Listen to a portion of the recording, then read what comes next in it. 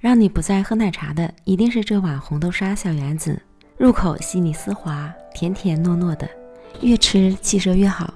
做法超简单，一看就会哦。200克红豆浸泡1夜，控净水分，直接倒入到破壁机里，加入40克冰糖，700到800克的清水，水量的多少决定了豆沙的浓稠度，这个可以自行调整哦。选择米糊模式，利用打豆沙的时间来做小圆子。80克糯米粉加入15克白糖，搅搅，再少量多次的加入55克刚烧开的水，将糯米粉烫匀，搅拌成颗粒状，静置放凉，再下手揉成光滑的糯米团。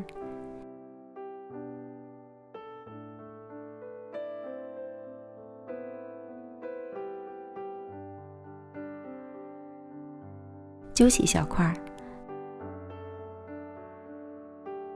搓成小圆子，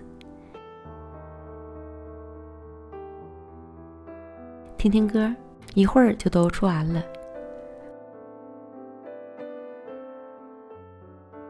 锅中水烧开后，下入小圆子，煮3到5分钟左右。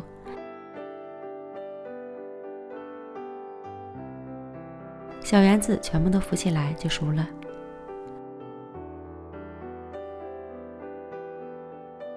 捞出来，再过一遍凉水，这样会更加的 Q 弹。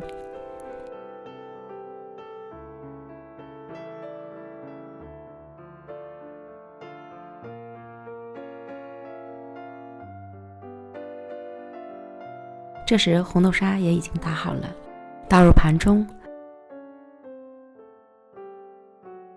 放入小圆子，最后再撒一些干桂花，美味即成，开吃。自从喝完它，我就再没喝过奶茶了。红豆沙入口细腻丝滑，小圆子 Q 弹软糯，每次做完都要连着喝2大碗，真的是爱死了。女性朋友一定要多吃哦，越吃气色越好，赶快做起来吧。